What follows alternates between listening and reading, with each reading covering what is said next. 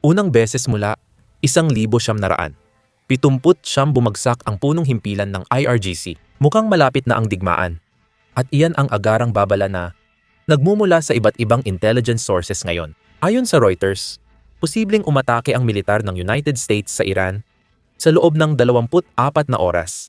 Dahil dito, nagdeklara ng state of war ang Iran at ngayon ay nasa ilalim ng batas militar ang bansa kung magkaroon ng digmaan. Sa maraming panig ito mangyayari.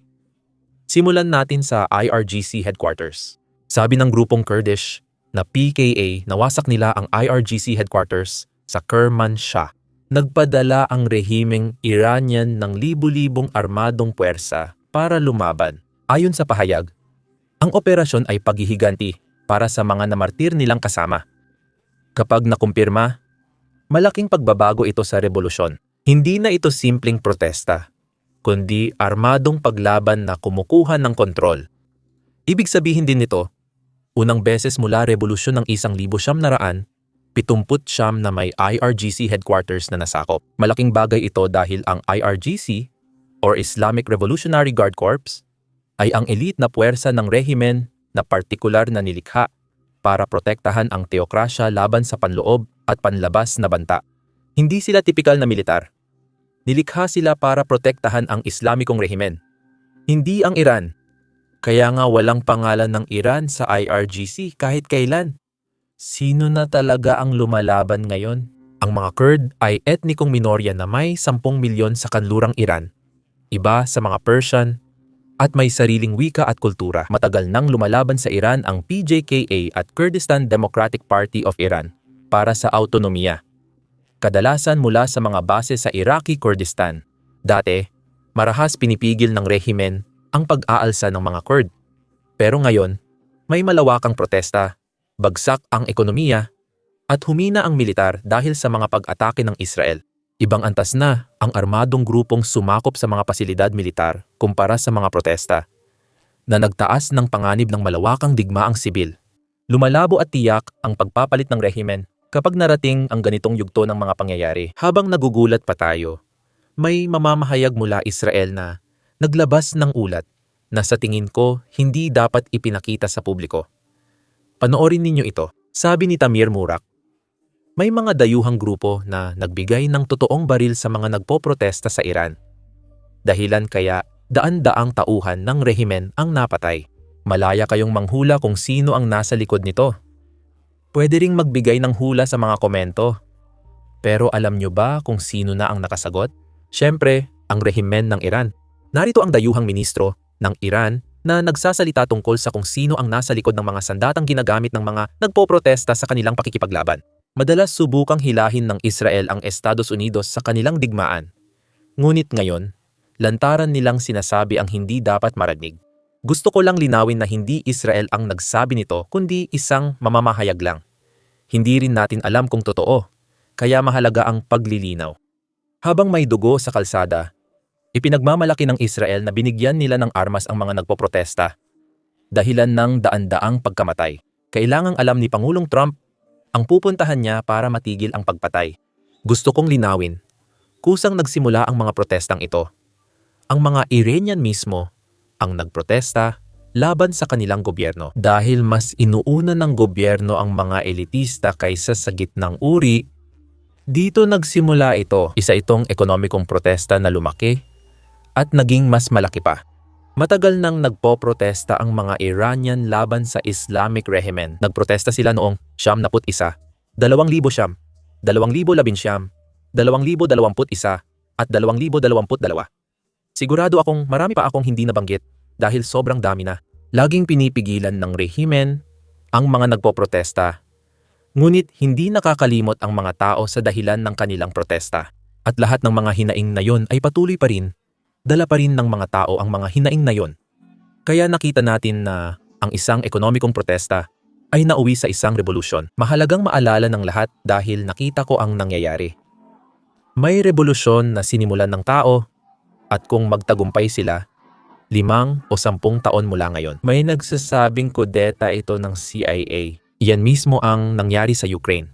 At sa Maidan Revolution, hindi nasiyahan ang mga Ukrainian sa tiwaling gobyerno. pinatalsik nila ang gobyerno. Ngayon, sinisisi ni Putin ang revolusyon sa CIA at gumagamit ng dituwirang ebidensya para sabihing kailangan niyang salakayin ang bansa.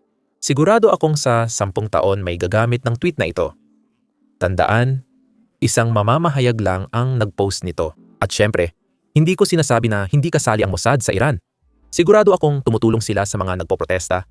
Sigurado rin akong tumutulong ang Estados Unidos sa mga nagpoprotesta. Pero mahalagang tandaan, nagsimula ang protesta dahil pumalpak ang gobyerno sa mamamayan. Hindi dahil sa pera ng Mossad o CIA kaya nagsimula ang protesta. Hindi iyon posible. At alam mo ba kung sino pa ang sumasang-ayon dito? Ang Pangulo ng Iran mismo?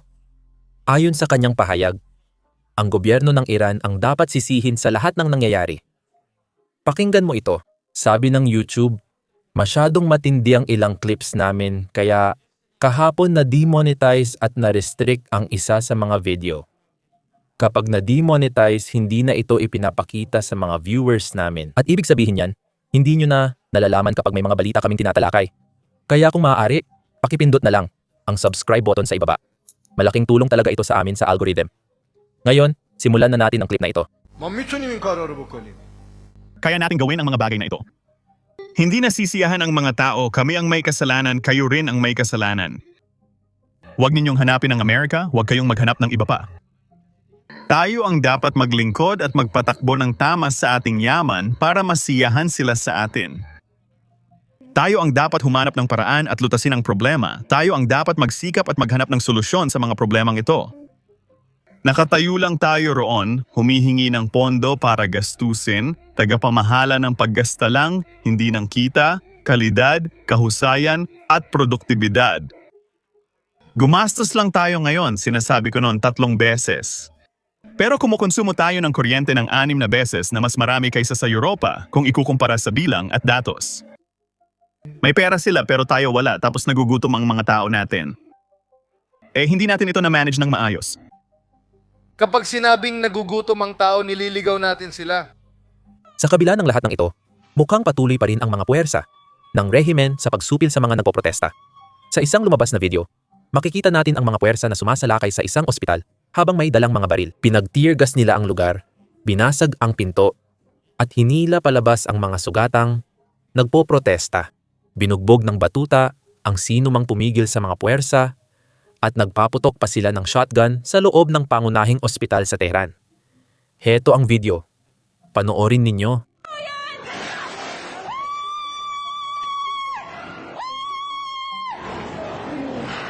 Maraming salamat. Salamat sa panonood. Salamat.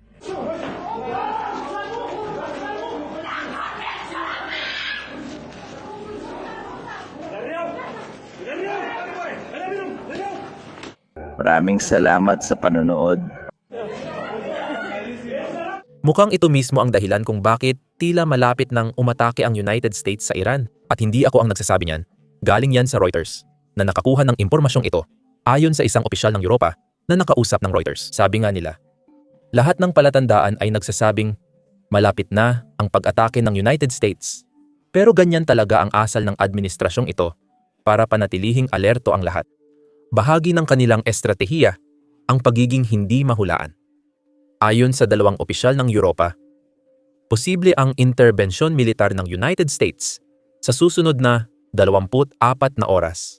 Ayon sa opisyal ng Israel, nagpasya na si Trump na makialam, pero di pa malinaw kung kailan at gaano kalawak ang aksyon. Tugma ito sa ilang kilos na nakikita na sa mga base militar ng United States sa gitnang silangan. Pakinggan ninyo ito. May biglaang balita tayo sa screen, makikita ang mapa ng mga lugar na may base militar ng Estados Unidos sa gitnang silangan. Makukumpirma natin na nagwi-withdraw ang United States ng ilang tauhan mula sa mga pangunahing base sa gitnang silangan dahil sa tumitinding tensyon sa rehiyon. Tingnan sa Qatar.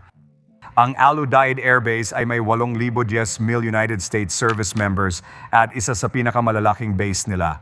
Matagal nang nag-ooperate ang isa pang base militar sa Kuwait kaya hindi pa natin alam kung ilan ang iuuwi. At bakit?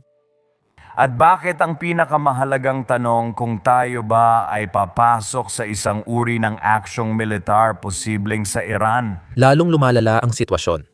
Dahil muli, Umanong binantaan ng Iranian State Television na paslangin si Pangulong Trump. Ipinakita lang nila ang larawan ni Trump matapos ang tangkang pagpaslang na naganap sa Pennsylvania. Pero iyon ang masamang bahagi. Sa ilalim ng larawan, makikita mo ang isang Persian na teksto na nagsasabi, "Ang susunod na putok ay tiyak na tatama. Pakiramdam ko, hindi ito aayon sa plano ng mga opisyal ng Iran. Pero panahon lang ang makakatukoy, kaya siguraduhing pindutin ang subscribe button sa ibaba." Ako si Sam at magkikita tayo sa susunod na video. Problema sa paggawa ng ganitong video na maraming drone strike. Kahit walang nasasaktan, tao man o sundalong Ruso. Sa video, madalas dinidemonetize o nililimitahan ng YouTube ang videos namin.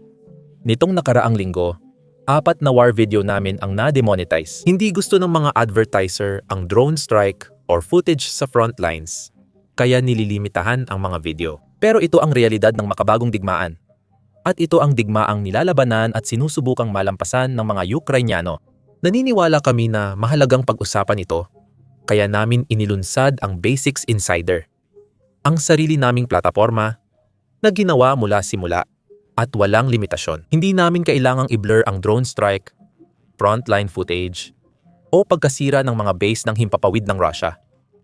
Wala rin kaming patalastas sa site. Sa ganitong paraan, hindi namin kailangang i-censor ang aming sarili dahil lang hindi masaya ang mga advertiser sa mga tinatalakay namin.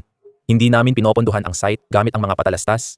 Pinopondohan namin ito sa pamamagitan ng inyong suporta. Kaya kung isa ka sa mga interesado sa ganitong klase ng coverage at gusto mong mapanood ang aming mga video na hindi censored at makakuha ng bonus na content na hindi namin pwedeng i-upload dito sa YouTube, siguradong sumali ka sa amin sa basicsinsider.com. I-click lang ang link sa description or iscan ang QR code sa screen. Sa pagsali, mapapanood mo lahat ng na-upload at future videos namin. Susuportahan mo rin ang aming coverage at channel, kaya salamat. Ako si Sam. Magkita tayo muli.